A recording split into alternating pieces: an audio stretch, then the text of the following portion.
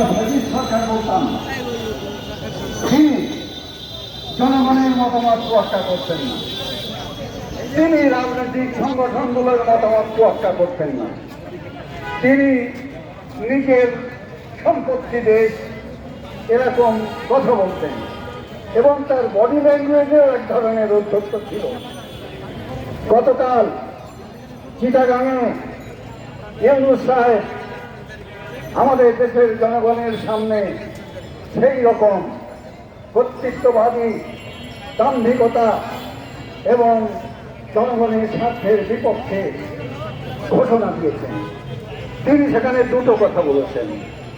প্রথম হলো বলেছেন যে আমাদের বন্দরগুলো দেশের অর্থনীতির হৃৎপিণ্ড, যদি হৃৎপিণ্ড হয় তাহলে সেই হৃৎপিণ্ড সংক্রান্ত দৃষ্টিভঙ্গি আমাদের কি হবে। তারপরে উনি দেশের সেরা, পৃথিবীর সেরা সেরা কোম্পানি এনে ওই বন্দরগুলোর সব দায়িত্ব দেবেন। তাহলে আমরা যদি এখন প্রশ্ন করি যে এই অধিকার তাকে কে দিয়েছে, তিনি যখন অন্তর্বর্তীকালীন সরকারের প্রধান হলেন তখন তিনি ইনিয়ে বিনিয়ে বলেছেন, আমি সুদে ব্যবসায়ী না, আমি এই ছাত্ররা আমাকে নমিনেশন দিয়েছে, আমাকে নিয়োগ দিয়েছে। তিনি বলেন নাই জনগণ তাকে নিয়োগ দিয়েছে। সত্যটা হলো সত্যই বলেছেন।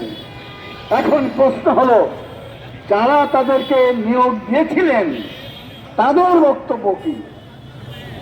নিশ্চয় তাদের বক্তব্য ইউনূস সাহেব যে বক্তব্য বলছেন তার সপক্ষে। তারা এখনো এই বিষয়ে কোনো টু শব্দটি করেনি। সংগ্রামী বন্ধুগণ, আমরা সুস্পষ্টভাবে বলতে চাই, এখন করিডোরের প্রশ্ন আসছে, বন্দর ইজারা দেওয়ার প্রশ্ন আসছে, কারখানায় সমস্ত তৈরি করার প্রশ্ন আসছে, কাদেরকে দেওয়া হচ্ছে সেই কোম্পানিগুলোর যদি খোঁজ নেন তাহলে দেখা যাবে তারা সব ওই দেশগুলো আমেরিকার বসংবদ, ওই কোম্পানিগুলো আমেরিকান বসংবদ। অপেক্ষা করেন, খুব দ্রুতই এই ঘোষণা আসবে যে আমেরিকার আমাদের দেশের নিরাপত্তার প্রয়োজনে বঙ্গোপসাগরে আমেরিকার বন্দোবস্ত চলবে। সেরকম একটি ষড়যন্ত্র চলমান। এখানে আমরা কি ভূমিকা নেব, দেশবাসী কি ভূমিকা নেবে, সেটি আজকে আমাদের বাম জোট শুধু নয়, আমাদের দেশের সকল গণতান্ত্রিক শক্তি, দেশপ্রেমিক শক্তি, শ্রেণী পেশা নির্বিশেষে সাধারণ মানুষ, আমাদের দেশের মানুষ জন্মগতভাবেই সাম্রাজ্যবাদ বিরোধী। এই যে চেতনা, এই জবাব দিতে পারব কিনা। বাম গণতান্ত্রিক জোট সারা দেশবাসীকে সেই ঐক্যের আহ্বান জানাচ্ছে। সংগ্রামী বন্ধুগণ, এই সরকারের দেওয়ার অধিকার নাই। নির্বাচিত সরকার হলে কি দেওয়ার অধিকার হতো? নিশ্চয় না।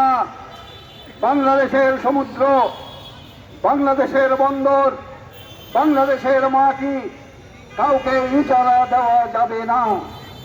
সংগ্রামী বন্ধুগণ, উনি আমেরিকার এজেন্ডা বাস্তবায়ন করছেন এবং যত দ্রুত সম্ভব আমেরিকার ভূ রাজনৈতিক স্বার্থে আরো অনেক চুক্তি প্রকাশ্যে গোপনে হয়ে যাবে। সেটি আমরা হতে দেব কিনা সেই প্রশ্ন আজকে গুরুত্বপূর্ণ। 2006 সালে তারই প্রভু আমেরিকা তার দেশের 6টি বন্দর বিদেশিদের কাছে ইজারা দেওয়ার প্রশ্ন এসেছিল এবং এই যে কোম্পানি এখন আসছে এরকম বড় বড় কোম্পানির কাছে ইজারা দেওয়ার প্রশ্ন এসেছিল। তারা প্রস্তাব করেছিল, কংগ্রেস বাতিল করেছিল।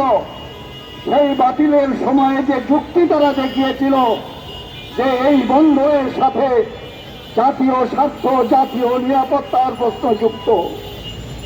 আমেরিকা তাদেরকে দেয় নাই, এবং তাদের দেশের নিজস্ব কোম্পানি, সেই কোম্পানি লাভজনক কোম্পানিতে পরিণত হয়েছে।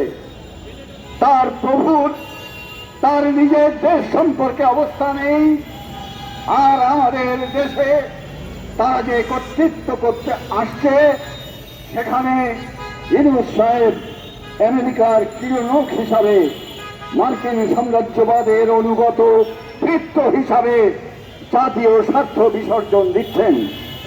সংগ্রামী বন্ধুগণ, এই সরকার যখন গঠিত হয়, আমরা সে সময়ে বলেছিলাম আন্দোলনকারী শক্তি সমূহের সম্মতির ভিত্তিতে সরকারের রূপরেখা করা হোক, সেটি করা হয়নি।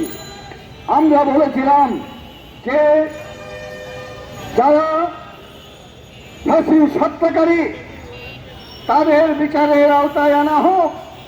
আমরা বলেছিলাম লুটের টাকা উদ্ধার করা হোক।